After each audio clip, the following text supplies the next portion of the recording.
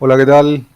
Buenas tardes, bienvenidos, bienvenidas a una nueva audiencia del juicio Garachico, Arana 2, día 5 de este juicio que comenzó hace poquito y está juzgando a los genocidas Julio Garachico y Miguel Osvaldo Echecolás. Saludo a Rama de Pulso Noticias, aquí en la cobertura periodística. ¿Cómo estás, Rama? Bien, muy bien, acá estamos en la redacción de Pulso con otros compañeros. Julia está en tribunales, también en la ciudad de La Plata, a poquitas cuadras de la redacción. Ujú.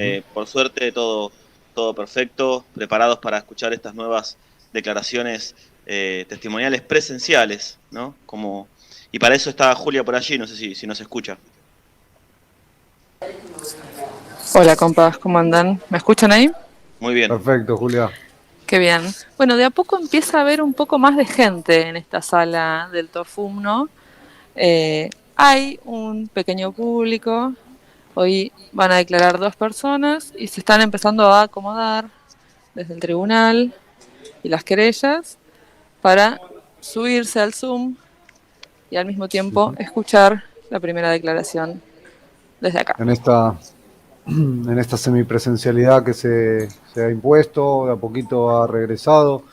Las primeras audiencias del juicio fueron videos, declaraciones valiosísimas, pero de otros juicios. Y la audiencia pasada, la número 4, ya sí, con testimonio presencial de Pastor Azuaje. Hoy también tendremos, como contaba el compañero Rama, dos testimonios de Gustavo Calotti y de Rufino Almeida, quienes estuvieron detenidos, secuestrados, pero no son caso en este juicio, sino que van a contar la relación con alguna de las víctimas, ¿sí?, de este juicio, de esta causa, y también, sobre todo, el después, los contactos con Jorge Julio López.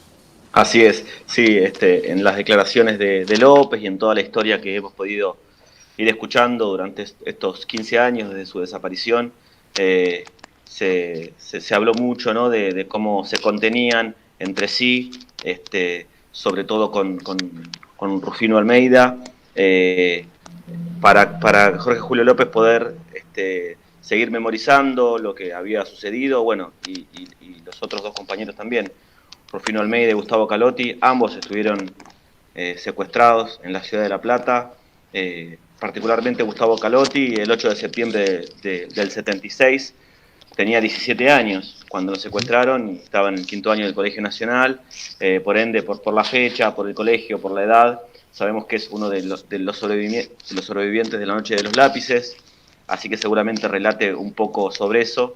Y por su parte, Rufino Almeida, trabajador textil, militante sindical también, después de haber sobrevivido, fue secuestrado junto con su compañera Claudia Graciela Esteves el 4 de junio del Recording in 78. progress. Así que seguramente escuchemos también esos relatos. Sí, así es. Julia, vos interrumpinos cualquier cosa, que allí empiece la audiencia o cualquier otra cuestión. No, de a poquito van saludando en el Zoom y ya creo que va a empezar.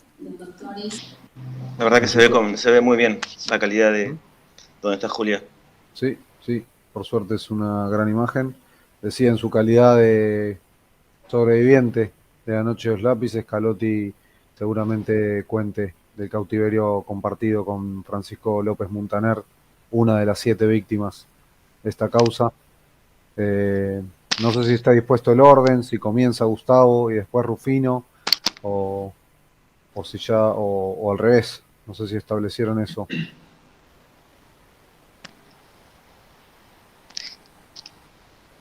Veremos Veremos. si Gustavo comienza o viceversa. Sí, Gustavo también, en cuanto a lo que decías, Diego, estuvo también secuestrado en la Brigada de Investigaciones de Quilmes, en este La juicio que querella se lleva adelante unificada los de martes. Secretaría de Derechos Humanos de la Nación y Subsecretaría de Derechos Humanos de la provincia. En este momento se encuentra en la sala de audiencias la doctora Luisina Gallo y atrás de la plataforma Zoom el doctor Pedro Grifo. Por la querella unificada Justicia Ya, la doctora Pia Garralda de manera presencial y por la Asamblea Permanente por los Derechos Humanos, de manera presencial también la doctora Josefina Rodrigo. Con respecto a los organismos de contención, hoy han asistido de manera presencial la doctora Carmen Celis y la profesional Melanie Torre. Gracias, señora secretaria. Le pido a continuación que me informe respecto a los testigos convocados para el día de la fecha.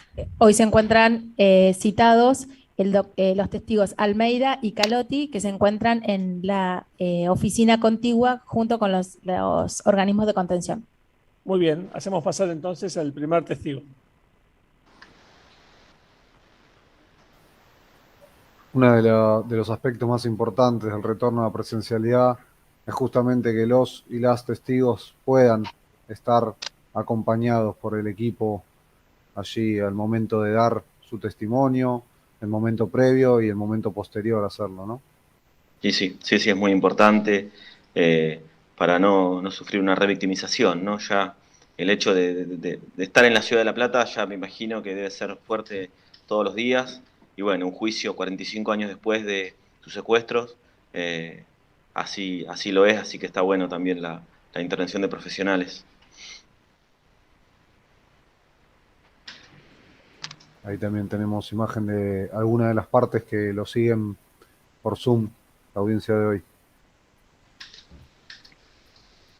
Así es.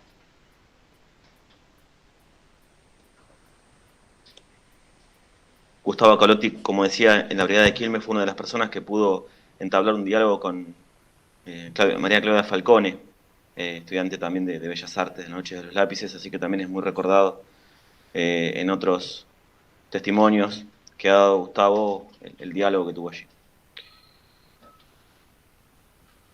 Pero me parece que arrancamos con Rufino.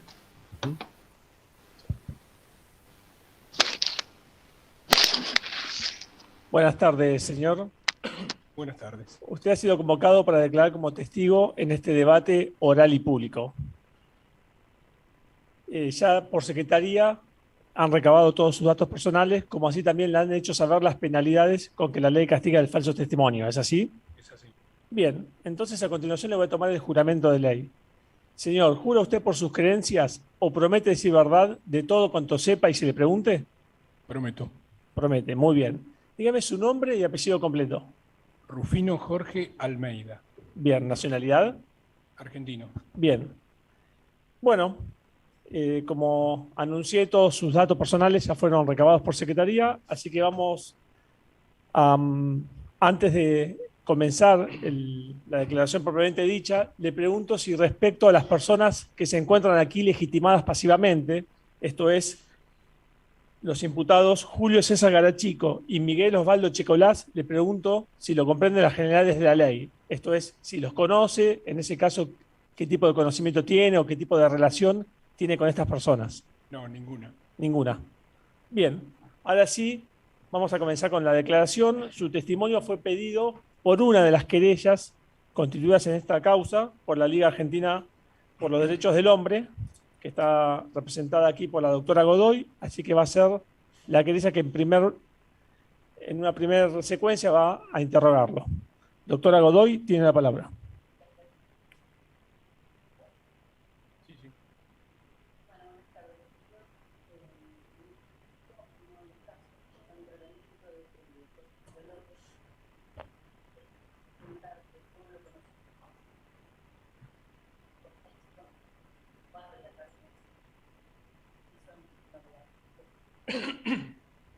Bien, en aquella época, estoy hablando de la etapa de los juicios llamados de la verdad, que se daban en esta sala.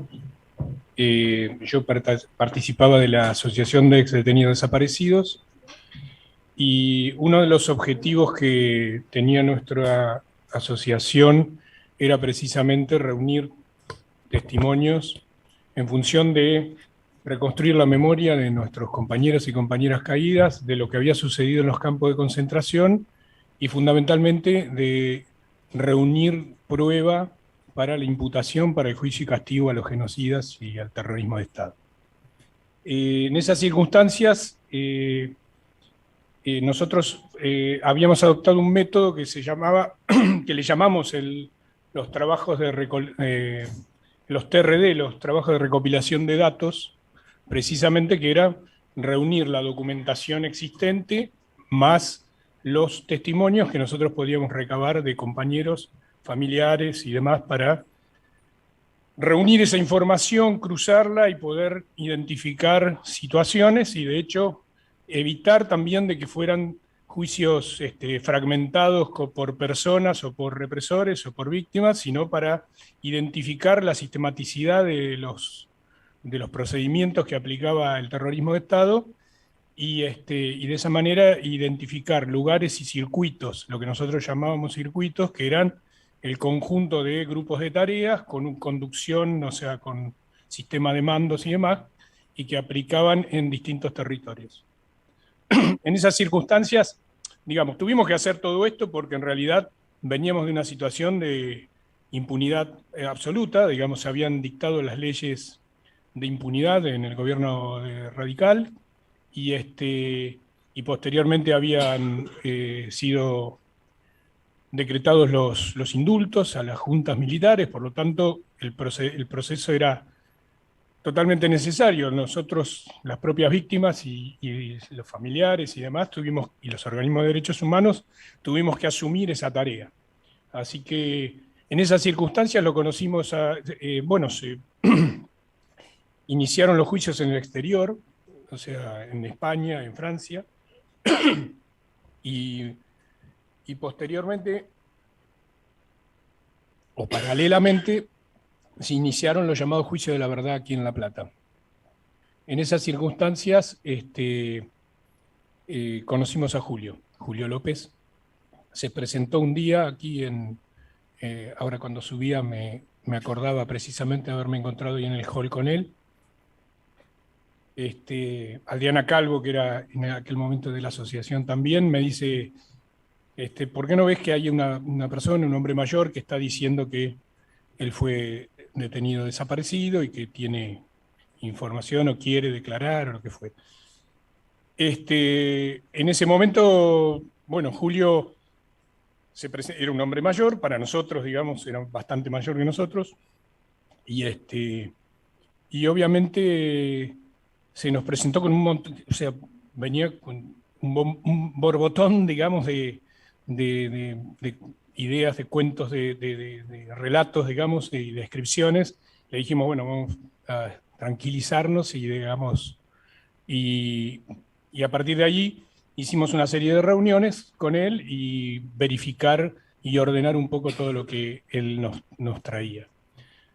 Fundamentalmente, también aportó unas carpetas que él tenía con anotaciones. Él venía de un silencio prolongado, digamos, después de haber sido liberado de la cárcel, se había impuesto por temas familiares y además por todo esto que yo contaba, digamos, que no era solo lo de Julio, sino en general a todos nos pasó que institucionalmente y socialmente la democracia no nos daba un ambiente como para estar confiados, digamos, de la situación y entonces era muy difícil, pero bueno, con la asociación, con esta tarea y con los organismos nos dedicamos a dar cabida y dar escucha a gente como Julio que venía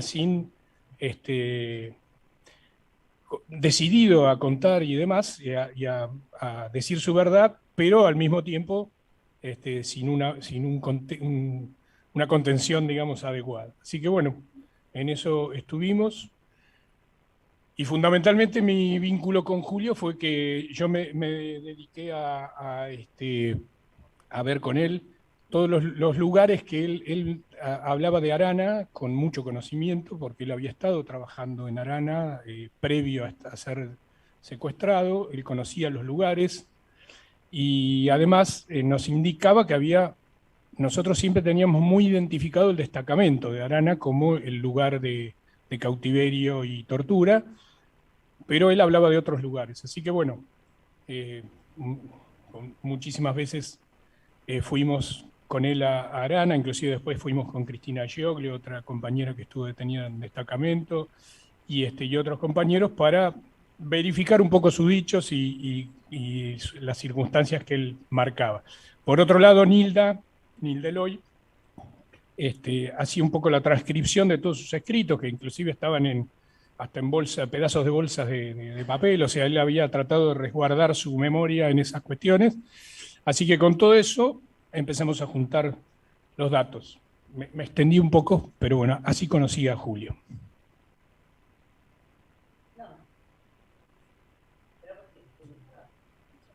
Estoy ahí. Bueno. No, está bien, no te extendiste. La pregunta que venía tenía que ver con esto que estás relatando. Esto de Arana, ¿no? Vos decías que Arana se conocía la existencia del destacamento, pero bueno, te quería preguntar eso, ¿cuál es el aporte que hace López de su relato y qué es lo que ustedes a partir de ese relato pudieron reconstruir de Arana? En la cuestión particular de Arana, digamos, del territorio y las localizaciones, digamos, de centros clandestinos en Arana, evidentemente el juicio de Julio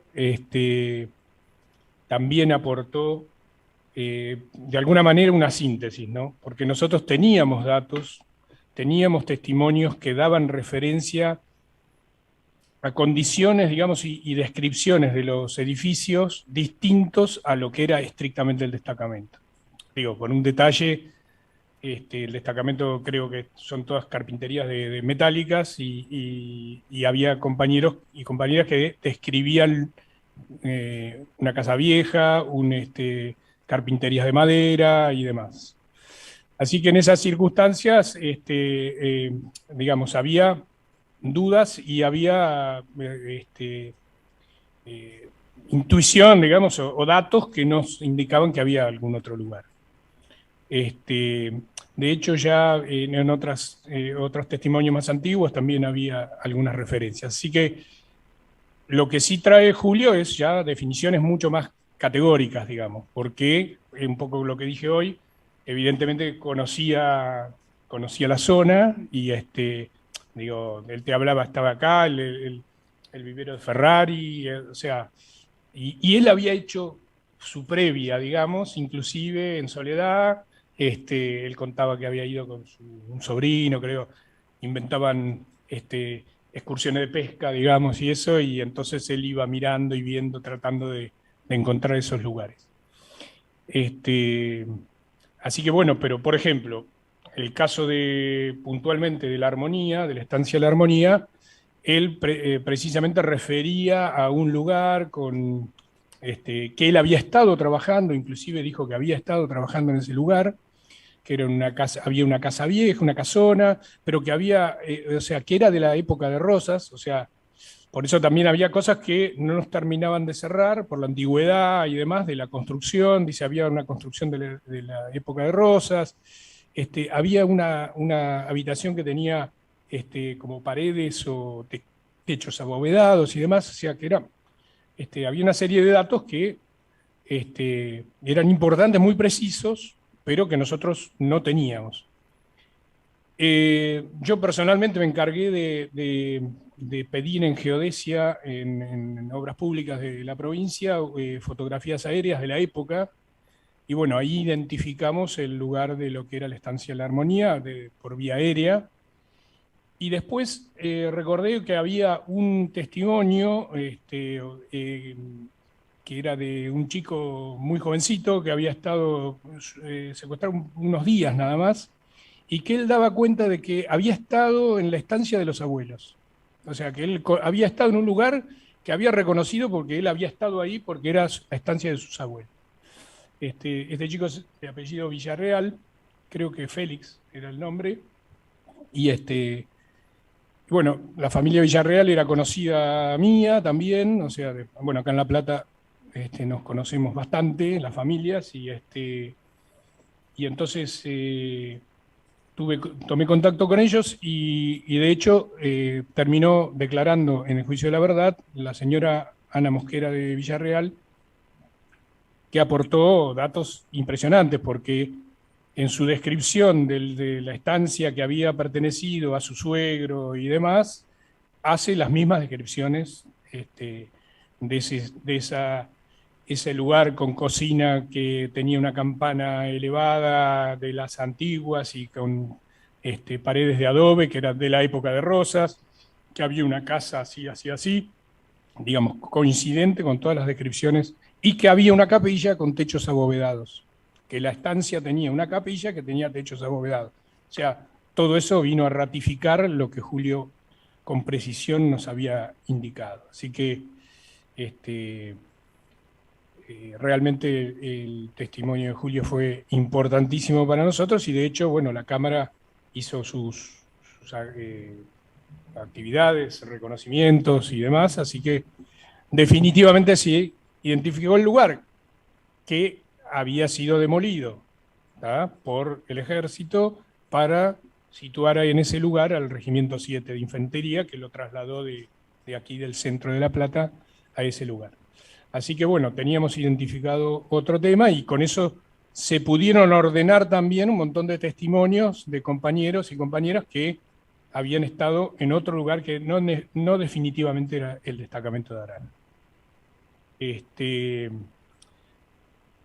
Después, bueno, no sé qué otro... Eso, digamos, respecto de Arana y las localizaciones. Bien, tengo una consulta, ¿recordás? No sé si estoy lo podemos manejar. No, soy yo que no lo prendo. Perdón.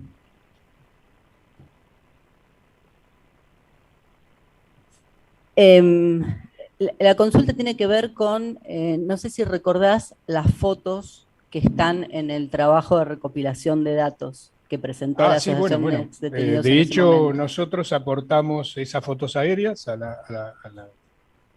juicio, a la Cámara, y además la señora de Mosquera aportó fotos familiares, digamos, de la casona y demás, pocas que tenían, que habían rescatado, pero bueno, ya por eso digo que también coincidía, y además, bueno, analizaron en su testimonio, analizaron con los jueces los planos, la planta, cómo había sido descrita inicialmente por los testimonios, y coincidían en, bueno, había algunos detalles obviamente, pero fundamentalmente estaba esa cuestión de la hondonada, el ingreso, la tranquera, la conchilla y demás, que son reconocidos por varios en el acceso, y de hecho es lo que además lo define muy bien el testimonio de Félix Villarreal, diciendo ese era esa es la entrada de la estancia de mis abuelos, digamos, ¿no?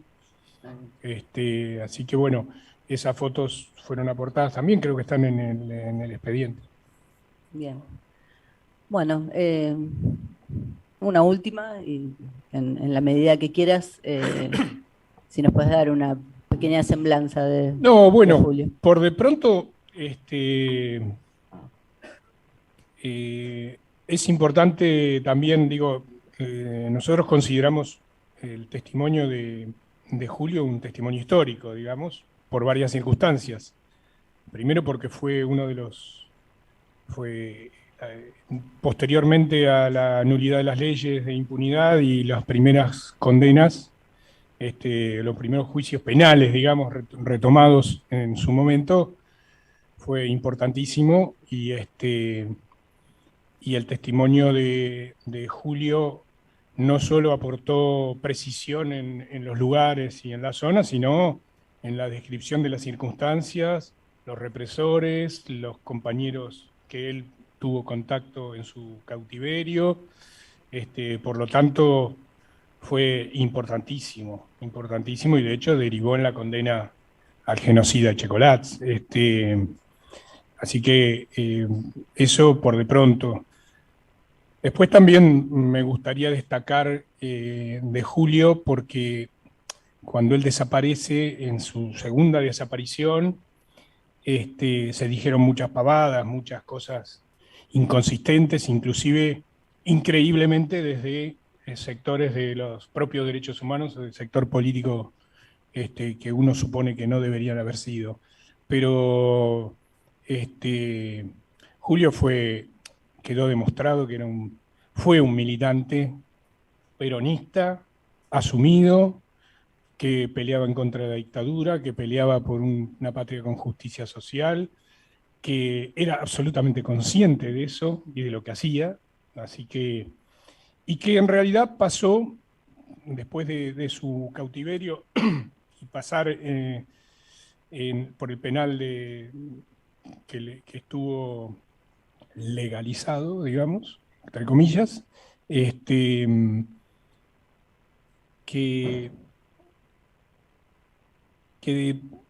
mantuvo un largo silencio, tuvo una larga situación, y que eso también, quiero aprovechar en él el homenaje también a muchos testimonios y sobrevivientes, digamos, que hemos pasado por circunstancias similares, que es la presión, primero del contexto, lo que describía, de la situación de impunidad, y por lo tanto la presión que implica no tener un contexto institucional y democrático para estar protegido y defendido y cumplida la justicia respecto de los crímenes que se cometieron contra nosotros y contra el resto del pueblo.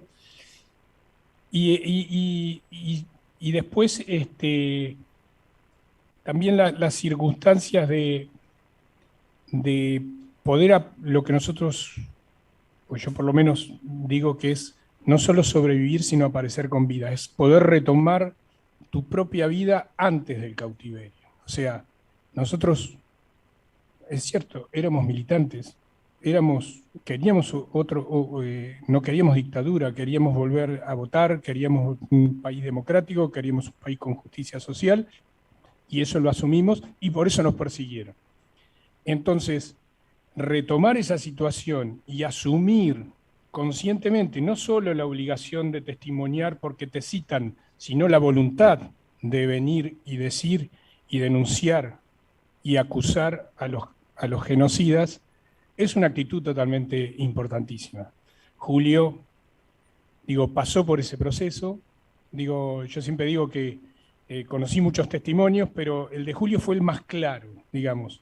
Cuando apareció acá el primer día, y esas primeras reuniones que yo les digo, era como confuso, pero después empezó a aclarar al tener diálogo, al tener palabra, al tener la posibilidad de que alguien lo escuche y poder ir articulando su propia historia, y además con el respeto a su propia militancia,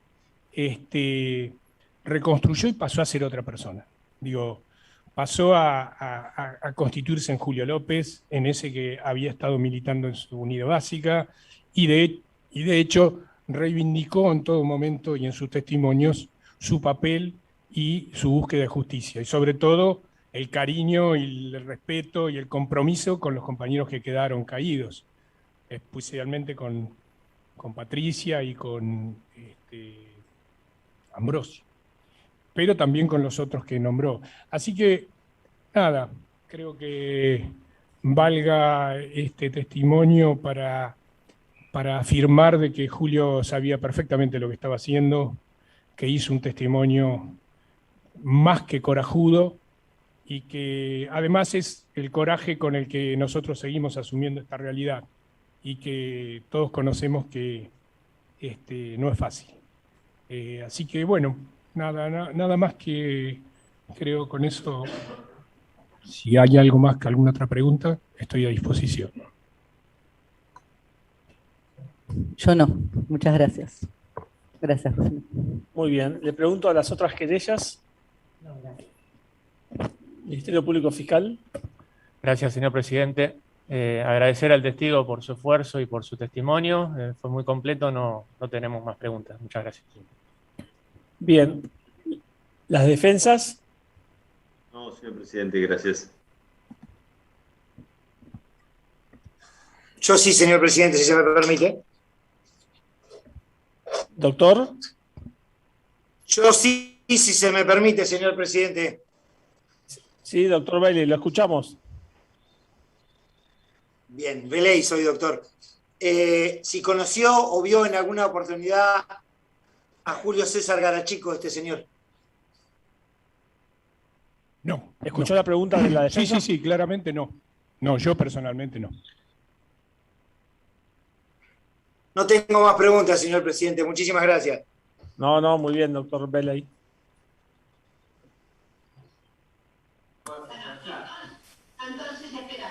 Bueno, si no hay más preguntas, señor Rufino Almeida, su testimonio ha culminado. Le agradece el tribunal expresamente su comparecencia. Ya puede retirarse. Bien, ¿podría hacer un comentario? Sí, por favor. Más dirigido a ustedes, digamos. Lo escuchamos. Con todo el respeto que me merecen, no solo ustedes, sino el Poder Judicial. Estamos acá a 40 años de lo sucedido. Y Julio López hace 15 años que tuvo su segunda desaparición. Digo, el tema de la impunidad, para mí, mi experiencia me dice que se constituye con miedo, porque se impone el miedo, esto que hablaba, y el tiempo. El paso del tiempo es constructor de impunidad. Así que les pido encarecidamente a ustedes y a sus colegas que por favor aceleren todo esto para frenar el proceso de impunidad que lo da el tiempo. Muchas gracias. Muy bien, queda esta manifestación como parte integrante de su declaración.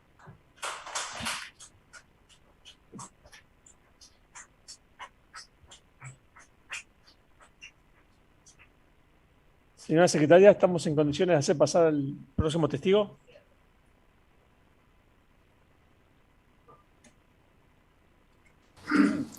Bueno, no sé si lo escucharon, pero hubo algunos aplausos en la sala de audiencia y un poco se vuelven a sentir algunas sensaciones más parecidas a lo que eran las antiguas audiencias prepandémicas, ¿no? Claro, de lo que más se debe extrañar, los aplausos, los abrazos, mientras el COVID lo permita, ¿no? Pero Sí, el estar allí y sentir la emoción, sobre todo esta última parte de la semblanza que hizo Rufino de Jorge Julio López, el pedido de acelerar los juicios para voltear la impunidad, muy, muy emotivo sobre todo esa. Sí, esa se última escuchó. parte. Se escuchó y se vio muy bien, la verdad, y muy sintético, muy claro el testimonio de Rufino Almeida, y bueno, y también esta mixtura de presencialidad y este espíritu general que dicen, también se observó un poco en la pregunta por parte de la defensa, ¿no? Ahí con bastante frialdad. Ahí está Gustavo Calotti. Sí, puede sacárselo, señor. Estamos respetando la distancia sugerida por el Ministerio de Salud, así que puede sacarse el barbijo. Buenas tardes, señor. Buenas tardes. Usted ha sido convocado por este tribunal para declarar como testigo en este juicio oral y público. Por secretaría le hicieron saber las penalidades con que la ley castiga falsos testimonios. ¿Es así? Exactamente, sí. Bueno, entonces le toma a continuación el juramento de ley. Señor, ¿jura usted por sus creencias o promete decir la verdad de todo cuanto sepa y se le pregunte? Prometo decir la verdad. Muy bien. Dígame su nombre y apellido completo. Atilio Gustavo Calotti. Muy bien. ¿Nacionalidad? Argentina. Bien, los demás datos personales suyos ya fueron recabados por secretaría. Exacto. A continuación le voy a preguntar si conoce a las dos personas imputadas en esta causa, que son los imputados Miguel Osvaldo Checolás y Julio César Garachico.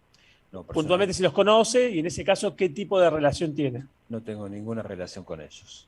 Bien, no sé si podemos mejorar el audio, así queda bien registrado la respuesta del testigo. Lo acerqué un poco. ¿Ahí está bien? Ahí lo escuchamos perfecto. Perfecto. Le preguntaba respecto a los imputados. No los conozco, no tengo ninguna relación con ellos. Muy bien. Bueno, a continuación vamos a empezar entonces con su declaración propiamente dicha. El testigo fue solicitado por la misma querella, la Liga Argentina por los Derechos del Hombre, y en este caso tan puntual también por el Ministerio Público Fiscal. Así que vamos a comenzar. No sé si yo por lo general sigo el orden de prelación del artículo 389, pero en este caso le pregunto a ambos acusadores si no hay problema que comience la doctora Godoy. Muy bien, gracias. Doctora Godoy tiene la palabra. Bueno, gracias. Igual ya es Bueno, buenas tardes, Gustavo. Buenas tardes. Doctora, no sé si quedó prendido No sé, hoy no es mi día. No, no hay problema, pero a Estaba los bien, efectos... ¿no? Ahí estaba, sí. Esta vez sí. Claro.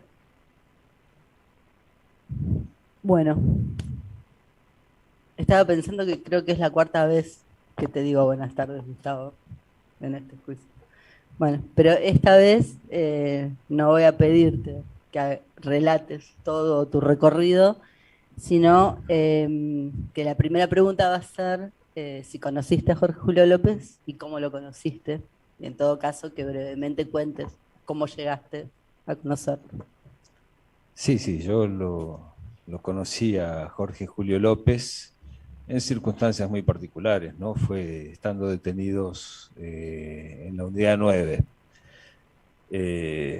Yo en la unidad 9 estuve desde enero del 77 hasta junio del 79 estuve. Previamente había estado desaparecido, ¿no?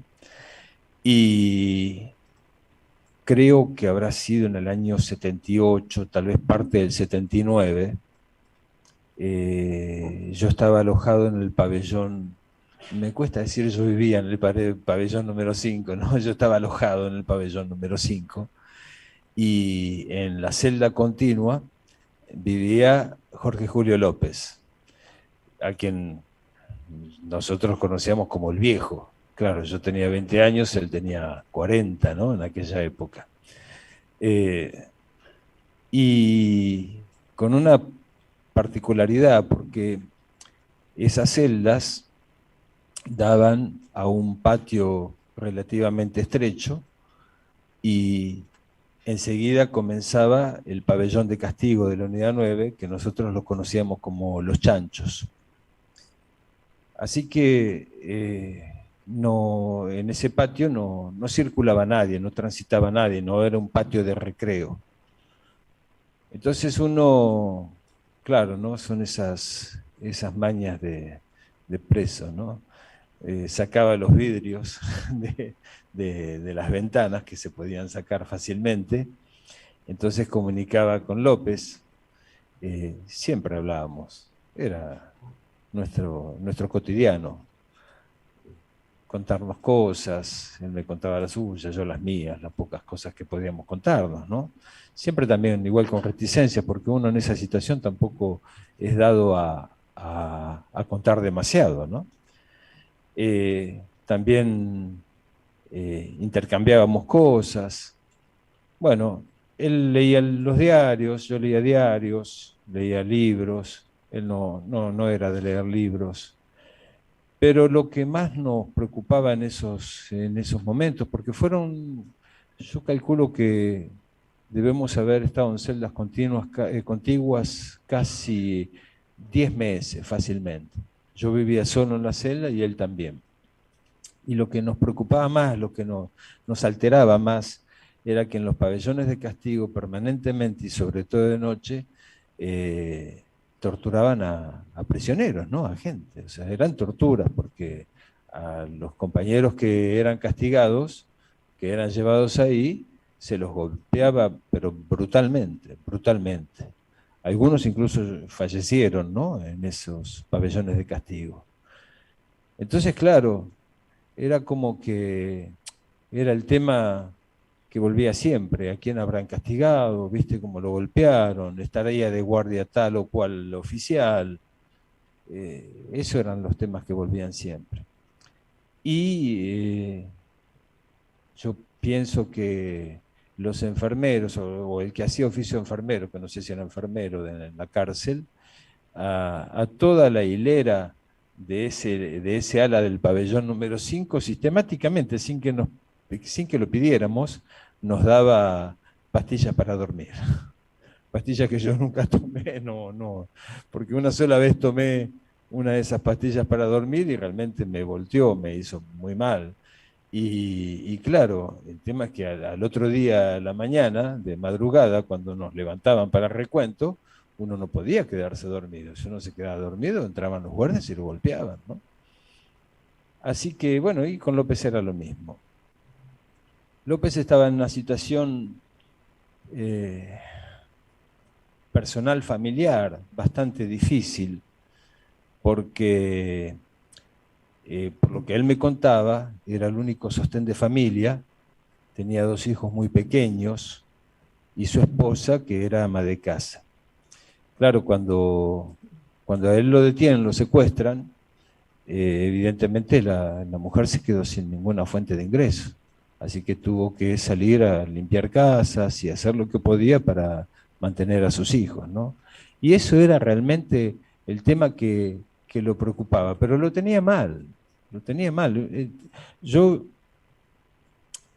de haberlo, digamos que si lo tuviese que caracterizar hoy, yo diría, este hombre está deprimido, no solamente por su situación personal, sino por lo que le estaba pasando a su familia, ¿no? Y bueno, como mi mamá, que no estaba tampoco en una situación económica maravillosa, pero que todavía tenía un salario, a pesar de que ya le habían echado de uno de sus trabajos, me depositaba un poco de dinero, mi papá también. Entonces, claro, cuando nosotros comprábamos, hacíamos el pedido de cantina en la unidad 9, yerba, tabaco, querosén, bueno, yo lo compartía con López, ¿no? Porque me parecía normal. Esa era nuestra relación con López. En algún momento, hablando de nuestro deambular por los diferentes centros de detención, él sabía que yo había estado secuestrado en Arana, en el cuatrerismo de Arana, y yo sabía que él había estado en cuatrerismo de Arana y en la comisaría Quinta. Bueno, esa fue nuestra relación más o menos con López. A veces jugábamos al dominó en algún recreo y charlar de cosas relativamente intrascendentes, lo cotidiano, la vida normal, ¿no? En algún momento me cambian de pabellón, porque siempre nos cambiaban de pabellón, nos recategorizaban en más o menos peligrosos, a él también seguramente, y nos volvemos a encontrar el día 25 de junio del 79, porque ese mismo día lo liberan a él y me liberan a mí. A él le deja de estar a disposición del Poder Ejecutivo Nacional y yo también. Así que en el hall de entrada de la unidad 9, es ahí donde nos abrazamos, nos vemos por última vez, y después, bueno, yo salí en libertad, me tuve que exilar, y recién lo vuelvo a ver a López en el año 99. En el año 99, yo ya podía volver al país desde el año 86, que fue la primera vez que retorné después del exilio. En el año 99 yo ya había declarado en esta misma sala, ante el juez Reboredo, en los juicios por la verdad. Y creo que habrá sido hacia finales de ese año, yo venía cada año y venía y asistía a unas audiencias, ¿no?, del juicio por la verdad. Y lo encuentro declarando, que fue por casualidad, al viejo López. Él estaba acá. Y fue emocionante, ¿no?, para mí, qué sé yo, porque yo lo apreciaba, lo había apreciado y haber compartido una situación difícil tantos meses. Así que en la sala que está al lado, ahí nos dimos un abrazo. Y a partir de ahí, yo cada año que volvía, pasaba por su casa. Vivía en Los Hornos, debo tener su dirección todavía marcada, así que yo siempre me daba una vuelta a tomar unos mates, a charlar con él. Y bueno, yo creo que, no sé si uno puede decir una amistad, porque a veces la amistad es una cosa cotidiana que se tiene que enriquecer, de manera cotidiana justamente, pero esto era esporádico, era una vez por año que yo lo veía. Y me daba mucha pena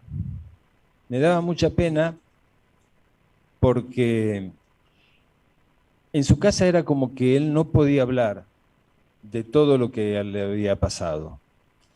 Sus hijos estaban como ausentes, nunca los vi. Y su esposa era como que lo retaba sistemáticamente cada vez que él comenzaba en la cocina a hablar del tema de la desaparición, de lo que le había pasado, de lo que nos había pasado.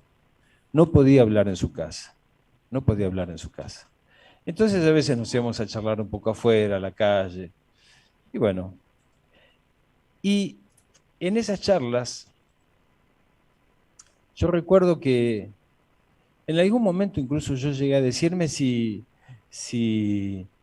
no estaba perdiendo un poco la cabeza, ¿no? Y el sentido de las cosas, porque me contaba cosas que a mí me parecían extrañas, ¿no? Y que luego verifiqué que no era así. ¿Por qué?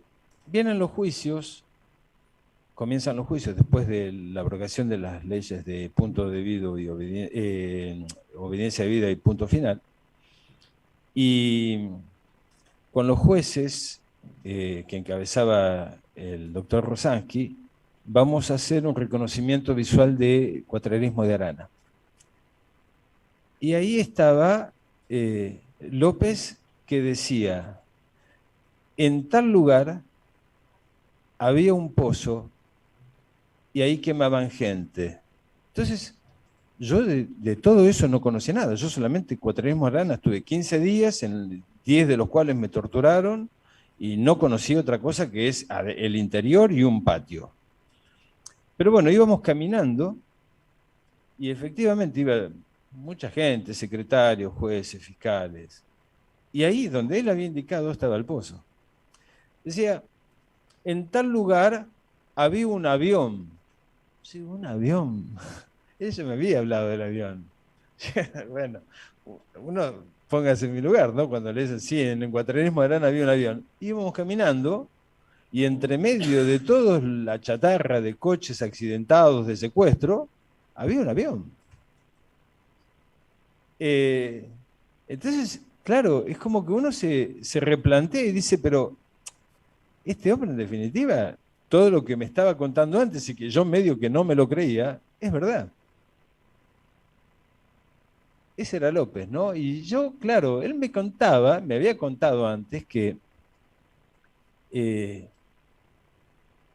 no era venganza, pero él quería saber, quería averiguar más cosas. Era como que le había quedado la sangre en el ojo, ¿no? Entonces él salía con sus hijos, o no sé con quién, y decían, vamos a pescar, y se iban por aquella zona de Arana para averiguar, para ver los lugares en donde él había estado. Él me contaba otras cosas, me decía, por ejemplo, que hasta ahora no creo que no se pudo verificar, me dice, porque yo te aseguro, Calotti, me decía, me llamaba por mi apellido, ahí donde pasaba el tren que venía de Elizalde, que iba para Pipinas, ahí a la vera de las vías del tren, enterraron a los chicos de las noches de los lápices. Creo que nunca se verificó, no sé si hicieron excavaciones, investigaciones, no sé. Tampoco sé si es verdad, pero bueno, siempre me queda la duda, porque tantas cosas que él me había contado que habían sido, que se verificaron reales y que yo pude comprobar que eran reales, que a veces me pregunto, ¿no será verdad también esta versión? Bueno, ese era López, un hombre bueno, un hombre que yo lo guardo en mi memoria, en mi corazón con mucho cariño, porque realmente entero, íntegro, un hombre, qué sé yo, no sé, de una honestidad y para mí intachable. Otra anécdota más, es anécdota, ¿no? Dentro de todo esto que es bastante tétrico, ¿no? Él hablaba, y en uno de los juicios, en alguna desgrabación ustedes pueden verlo, de un hombre en Arana de voz gangosa. Y sí, había un hombre de voz gangosa que era como el jefe de cuatrarismo de Arana, que era el comisario Luis Vides, que falleció, al que le decían el Lobo Vides. Era el único que tenía voz gangosa. Y yo lo sé personalmente porque él me detuvo a mí, Vides me torturó a mí, y cuando él, López, menciona al hombre de voz gangosa, yo digo, claro, era Vides. el que funcionaba como jefe de la patota ahí en Cuatralismo de Arana, ¿no?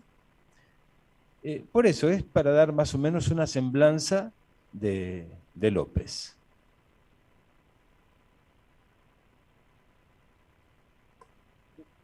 No es mi día con él.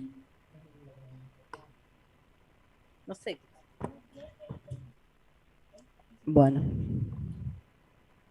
No, yo no tengo más preguntas, Gustavo. Perfecto. Muchísimas gracias. Esta vez, a diferencia de otras, es breve de verdad. Está bien. Gracias. Le pregunto al Ministerio Público si tiene pregunta para el testigo. Gracias, señor presidente. ¿Qué tal, Gustavo? ¿Qué tal?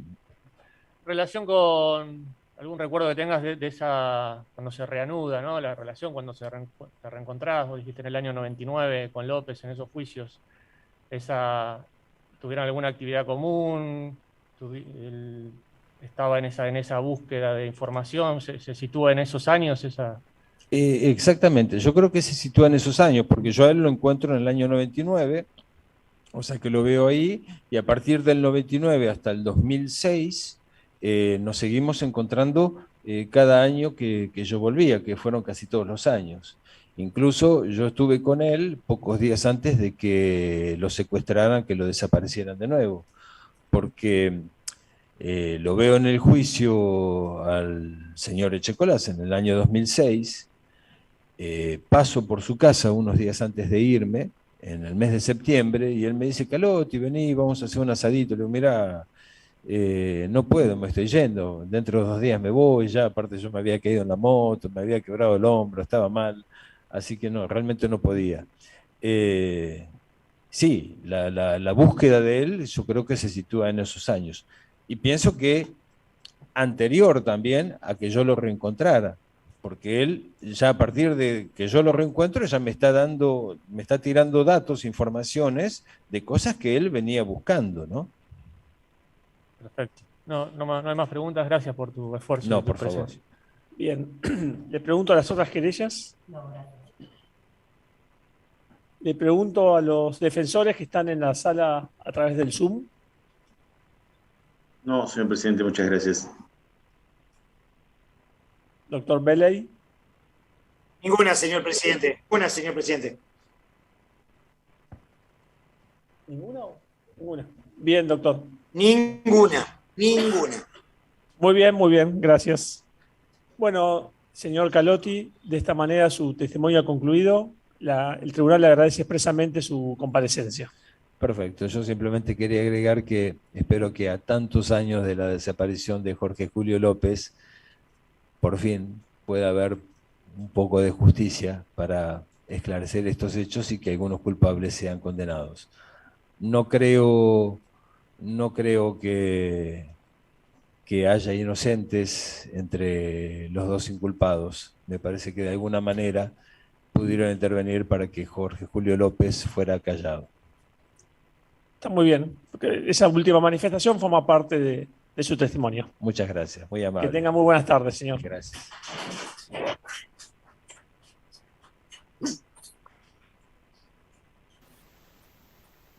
Con esos aplausos Bien, que veían, de esta manera escuchaban. hemos concluido con el cronograma de testigos que tenemos previsto para el día de la fecha. Le hago saber a las partes que el tribunal va a pasar un cuarto intermedio hasta el próximo lunes 25 de octubre a las 10 horas, oportunidad en la cual están convocados para declarar de manera testimonial los testigos Gerardo del Oro, Cecilia del Orto y Mariana de Marco. Son los 3 testigos convocados para la próxima audiencia. Que tengan todos. Doctora Godoy. Un pedido. Sí, doctora. Quería informar que tomamos conocimiento del fallecimiento de Guillermo de Efraín Cano, que es uno de los casos, y personas que debían testimoniar, así que solicitamos si se puede oficiar al registro provincial a fin de obtener su partida de función. Muy bien. En función de eso, hacer los pedidos de incorporación. Gracias. Muy bien, se tiene presente y vamos a librar el oficio respectivo. Bien, si no hay ningún planteo más, de esta manera pasamos un cuarto intermedio hasta el próximo lunes a las 10 horas. Que tengan todos muy buenas tardes. Buenas tardes. Muy buenas tardes. Final de la audiencia número 5 del juicio Garachico.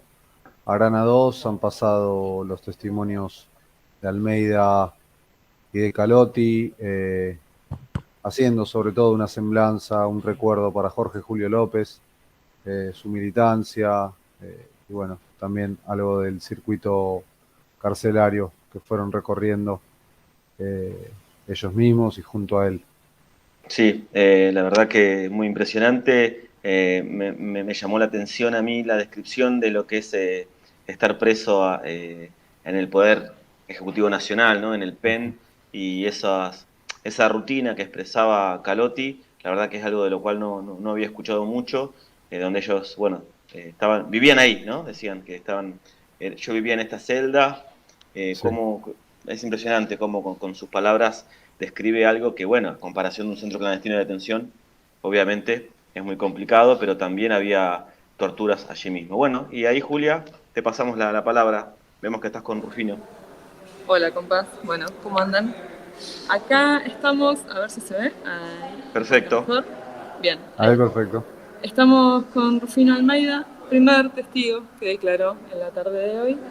Y queríamos un poco saber cómo te habías sentido, ¿no? A 45 años de todo y volviendo a declarar.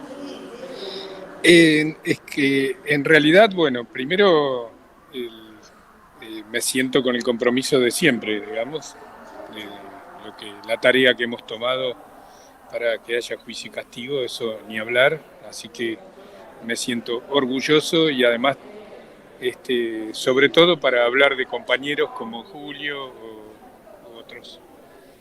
Y después, un poco lo dije muy suavemente a los jueces, pero en realidad vivimos la indignación permanente de lo que es la impunidad y que se sigan estirando los juicios y que los genocidas vayan que estén en sus casas y que se mueran impunes, digamos.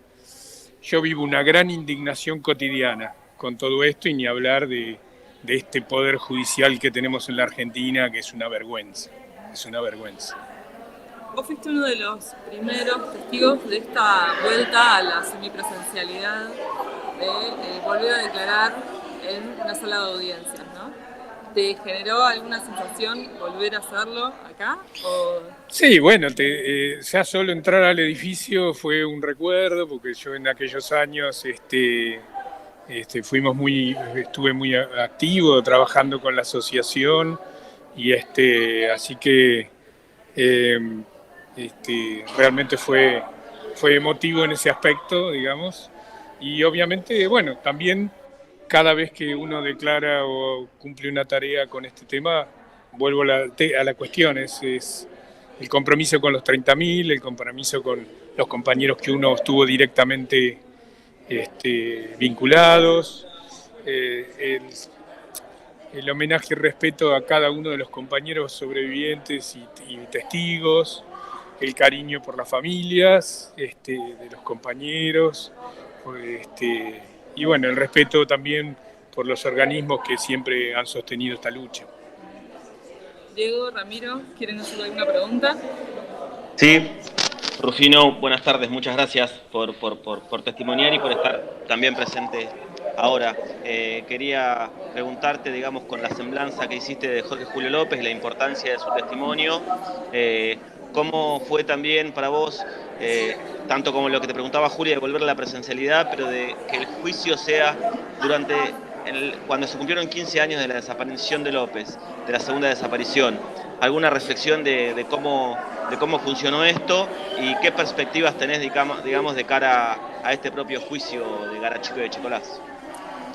Sí, bueno, las expectativas son de que, como siempre, de que realmente obtengamos las condenas necesarias y que justas, digamos, que hacen a todo esto, pero vuelvo al tema. Lo más importante es que realmente los juicios se aceleren, que las investigaciones avancen.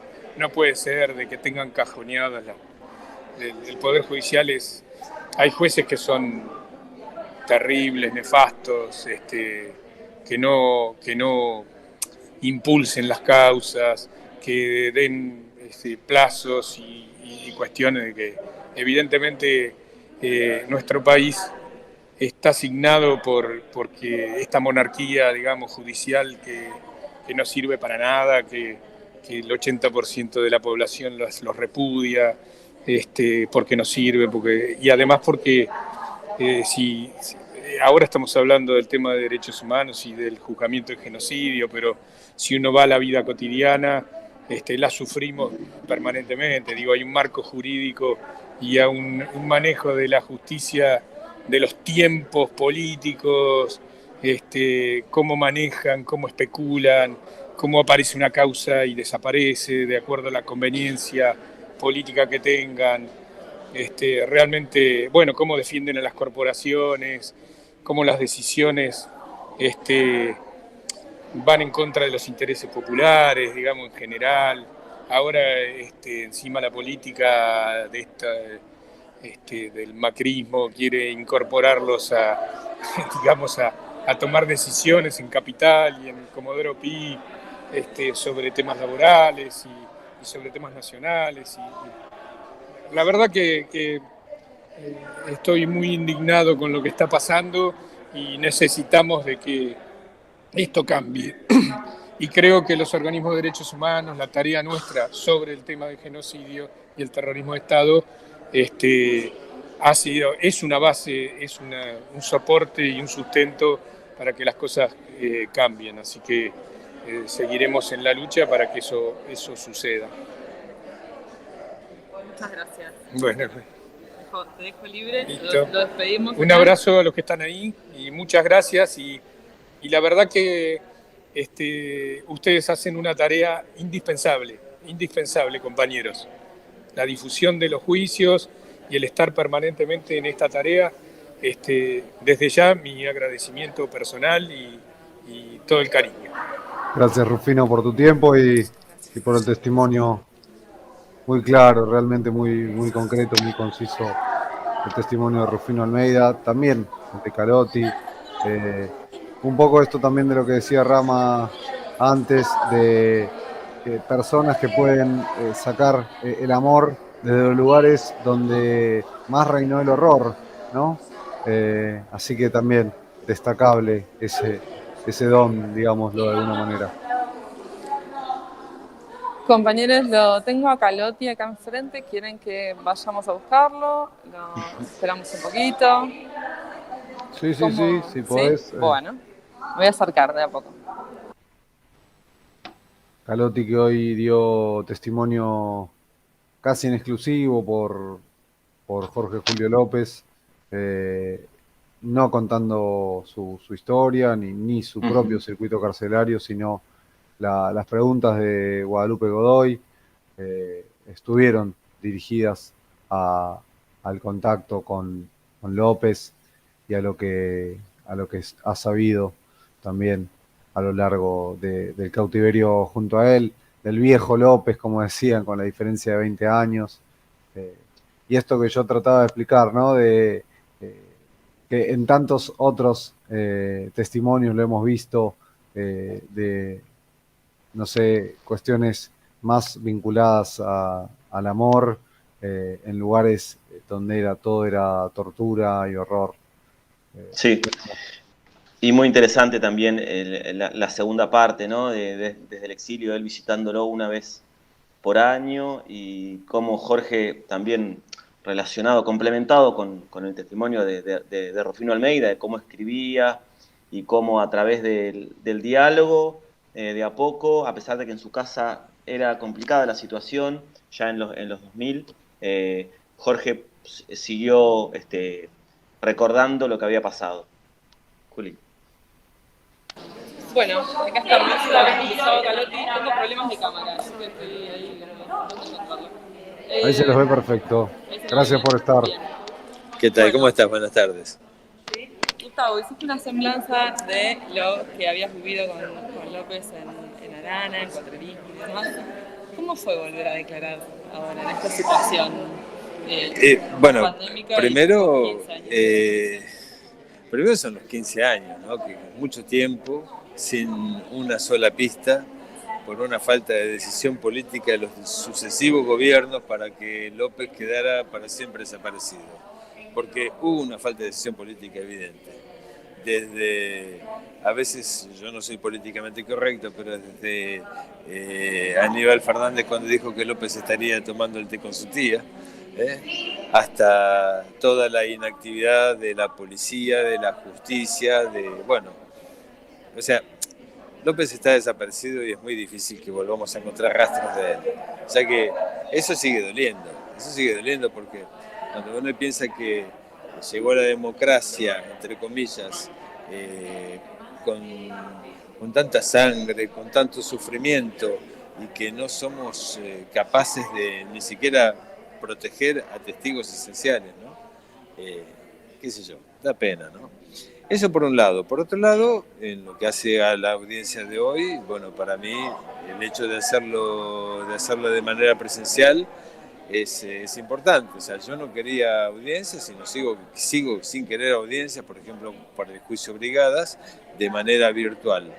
No me parece. O sea, yo creo que es un tema muy serio como para que la virtualidad se lo lleve de manera tan pronta, tan rápida como es en esta época, ¿no? Que se vive todo virtual, ¿no? Y bueno, y esperemos ahora que los jueces de alguna manera puedan también resolver, no el tema de López, que no lo van a resolver, pero puedan condenar a esta gente que siguen siendo genocidas, ¿no? Ramiro, Diego. Dale, Ramos. Bueno, mucho gusto. Acá Gustavo, acá Ramiro. ¿Qué tal, Ramiro? Te quería preguntar, estuvo también muy interesante, hablábamos recién la descripción que hiciste sobre los momentos que compartieron en la Unidad 9 a disposición del Poder Ejecutivo Nacional. Sí. La verdad que muy interesante, y comentaba también el compañero Diego, cómo desde ese horror también podrían encontrar cosas lindas. Así que, ¿cómo fue para vos, digamos, esa parte de la audiencia? Bueno, lo que yo sé que el ser humano es un animal de costumbre, ¿no? Y en las situaciones peores que le toca vivir, siempre va a tratar, va a buscar de encontrar una especie de reconfort, ¿no? De sentirse acompañado. Y bueno, eso era la Unidad 9, como eso también fue Arana. En los peores centros de detención clandestinos siempre existió la solidaridad, el compañerismo. Bueno, es verdad, había cosas de las cuales no se hablaban porque uno tenía miedo de confiarse con otro, pero la solidaridad existía, ¿no? De eso el ejemplo que di de López lo puedo dar con decenas de otros compañeros también, ¿no? Claro, rememorarlo en público siempre es emocionante, porque bueno, no es como cuando yo le puedo contar a un amigo, a un compañero, que hablarlo ante jueces. Yo sé que de alguna manera tienen cierto poder como para no subsanar esto, discúlpame, no subsanar esto, pero por lo menos hacer que la historia reconozca una parte de la verdad, ¿no? Una parte de la verdad. ¿Qué tal, Gustavo? Acá Diego de la Retaguardia te saluda. ¿Qué tal, Gracias Diego? por este tiempito, también felicitarte por tu testimonio. Hablaste de Jorge Julio López, también una de las víctimas de esta causa es Francisco López Muntaner. Sí. ¿Alguna palabra, algún recuerdo hacia él? ¿Qué podemos decir de un flaco? Bueno, yo tenía 17, casi 18, pero Panchito tenía 15 años. ¿Qué más se puede decir? Es como hablar de este chico, el negrito, como era el negrito Avellaneda, ¿te das cuenta? ¿Qué se puede decir? Creo que sobran las palabras, Vuelvo, decías, bueno, expresabas concretamente que no declaraste, elegiste esperar antes de declarar en el juicio de las brigadas policiales que sucede los martes. Sí. Por el tema de presencialidad, hacías referencia a la seriedad.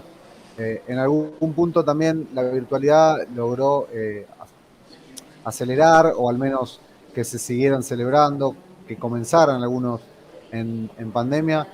Te quería preguntar, por un lado, ¿cómo te sentiste hoy volviendo a ese tribunal? Y si tenés alguna perspectiva de hacer la declaración testimonial en el juicio Brigadas, si esto llegara a suceder, ¿no? Sí, yo pienso y tengo confianza que a este ritmo que hoy comienzan la presencialidad en los juicios, de que lo vamos a poder hacer de manera presencial. Si llegado el caso, llegamos al final del juicio y yo todavía no pude testimoniar de manera presencial, lo haré de manera virtual, ¿no? Evidentemente, o sea, yo quiero testimoniar en ese juicio, a mí me parece importante. Yo estuve 3 meses secuestraron en la brigada de Quilmes, ¿no? O sea que tengo cosas por decir. Ahora, lo que vos decís de esto de que la virtualidad pudo acelerar el tema de los juicios, yo creo que sí, lo pudo acelerar, pero es relativo. O sea, volvemos también a lo que son las decisiones políticas. Si nosotros venimos hace 40, 45 años esperando todas estas cosas, te das cuenta. López hace 15 que está desaparecido. O sea que no es una cuestión de la tecnología que va a acelerar los juicios, sino que es una cuestión de decisión política. Seguro. Gustavo, muchísimas gracias. Te dejamos porque están esperando también. Listo. Gracias a ustedes, muy Gracias. amable. Muchas gracias. Hasta pronto. Excelente, Julia, desde ahí. Con los dos han pasado por la transmisión de La Retaguardia y de Pulso Noticias, los dos testigos de la audiencia de hoy, en tus manos, en tus micrófonos, así que muy bien. La semana que viene, entonces va a ser el turno de Rama, acá en la audiencia y en el post. Bien. Con un montón de testigos más. Va a estar el testigos anunció 25 de octubre. Sí, 25 de octubre. Exactamente. 25 de octubre, 10 de la mañana, vuelve el horario más original, dentro de si existe, con Gerardo del Oro, Cecilia del Orto y Mariana de Marco. Serían 3 testigos presenciales, así que bueno, a prepararnos para el lunes entonces. Exactamente. Recuerden, ahí vamos a hacer el desdoblamiento, ahí sí se nos cruza con el juicio Vuelos de la Muerte Campo de Mayo, así que ya retornará y volverá aquí a ocupar el lugar del periodista de La Retaguardia, Fernando Tevele, a quien le mandamos un saludo, y también a Agustina Sandoval Lerner, que hoy nos manejó también las cámaras desde la operación. Exacto. Acá ya no queda más gente y yo tengo miedo de que me cierren la puerta adentro del Tofuno, así que voy a empezar a salir. Vaya, muy bien. Pero bueno. Perfecto. Y nosotros, no sé, Rama, si te quedó algo, también podemos ya ir despidiendo, cerrando esta transmisión, este día 5 del juicio. 2 testimonios, semblanzas sobre Jorge Julio López, sobre todo. Han escuchado después también las entrevistas con ellos dos. Completa la transmisión de hoy. Muy buena, sintética también, emotiva. También recuerdo la cara de Guadalupe cuando ahora Gustavo Calotti en las últimas preguntas hacía esta semblanza, como decís, de Jorge Julio López, muy emotivo también, me imagino, para ella sobre todo. Así que nada, seguramente en estos días podamos escribir algo al respecto y lo más interesante de que esta transmisión va a quedar subida a YouTube de La Retaguardia y de Pulso para que quede también ahí. Seguro, es indispensable que todas estas transmisiones, estas audiencias queden guardadas, de fácil acceso, libre y gratuito para todos y para todas. Julia, si te quedó algo más, no, ya se retiró. Se ha ido. Si te parece, Rama, nosotros también vamos cerrando. Hasta entonces, el lunes que viene, a partir de las 10 de la mañana, si no escuché mal. Así es, 10 de la mañana, acá en el YouTube de La Retaguardia 2. Nos volvemos a encontrar y bueno, un gustazo. Igualmente, adiós. Hasta luego.